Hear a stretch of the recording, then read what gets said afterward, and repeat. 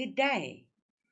In this lesson, we are going to look at betekenis leer, which tells us more about the meaning of words in Afrikaans. We'll be discussing 4 different sections: homonieme, homofone, paronieme, and polysemie. Right, let's jump straight in with homonieme. In English, homonyms. So these are words wat dieselfde gespel word, maar verskillende betekenisse het. Homoniem almost rhymes with sien, and that's why we have these 2 little googly eyes looking at you. So wat jy sien, hulle is dieselfde gespel. Same spelling, different meanings. Right, no can mean now, or no can mean narrow. Ryk means you are rich in the sense that you have lots of money, but a ryk can also mean that a food or a sauce is rich. Wys is to be wise, maar wys kan ook beteken to point to something. A ken is a chin. A ken can also mean to know something. So the way that I will ask you homonieme and homofone is by giving you an example sentence containing, let's say, for example, the word no.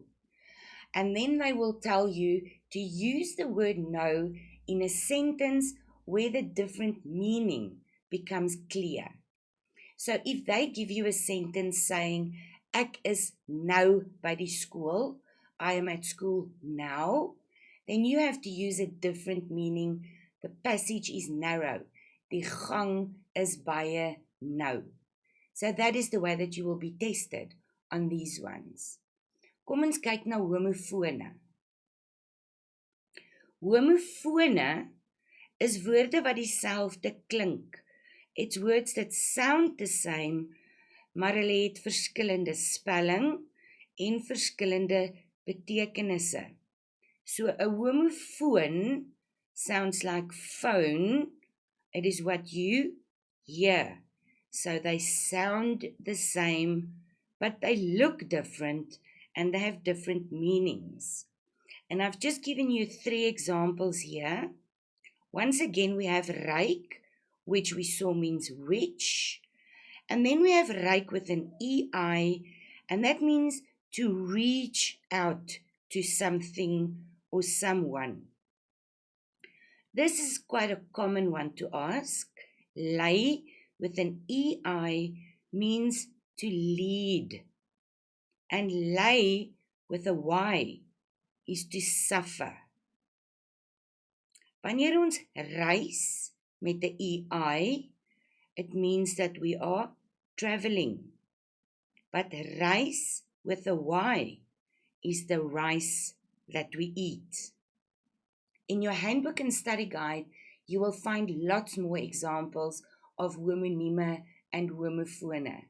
And you have to understand the difference clearly so that you are able to make a sentence with it that the meaning becomes clear. Reg, ons volgende een is paronieme. These terms may sound difficult to you, but you just need to remember in the back of your head. Homoniem sien looks the same. Homofoon hoor sounds the same. Paronieme is woorde wat dieselfde stam of basis het. Let's have a look at them. So dis woorde wat dieselfde stam of basis het. So when you break the word down to its most original form without any prefixes or suffixes, that is when we get the stam or the basis of the word. For example, geluk. So what we do is we add prefixes and suffixes. On and ig becomes ongelukkig. And there is your basis. Geluk, you can add the ig, and there's your basis. Ongeluk becomes ongeluk as in an accident. Verongeluk is to be in an accident. So these words are all paronyme of each other because they have the same basiswoord. As ons kyk na huis, kan ons sê verhuis, which means to move. Ons kan sê behuising, which means housing, to provide housing for people. Huislik is a homely feeling, and verhuising is the process of moving. But you have the same basiswoord in elkeen van hierdie sinne, so hulle is paronyme van mekaar. Ons laaste voorbeeld hier is waar. So as ons 'n lik bysit, then true becomes truly. Waarheid, true, becomes truth. Bewaar means to protect or to preserve. So by adding all these suffixes and prefixes, we make a new word, but they still have the same basiswoord, which makes it paronyme of each other. Reg. Die laaste een waarna ons vandag gaan kyk is polysemie. Now polysemie is a lot like homonyme. It seems like homonyme because the word is the same, it looks the same, it's spelled the same, but it has different meanings. What is important to remember here is that even though it has different meanings, it's used in different contexts, but there is always something that links it together. So let's look at an example. Ons het dieselfde spelling en uitspraak, pronunciation, maar die betekenis verskil. The meaning is different, but there is a verband in die oorsprong. There is a link to the origin of the word. So in our first example, foot, we are using foot in the context of die onderste deel van iets. It is something that is at the bottom. Dan kan ons sê, die huis is aan die voet van die berg. The house is at the foot of the mountain, at the bottom of the mountain. Of sy het haar voet seer gemaak, and your foot obviously is at the bottom of your body.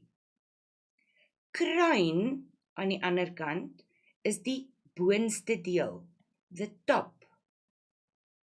So sy het die kruin van haar loopbaan bereik, which means that she reached the peak of her career. She is at the highest point.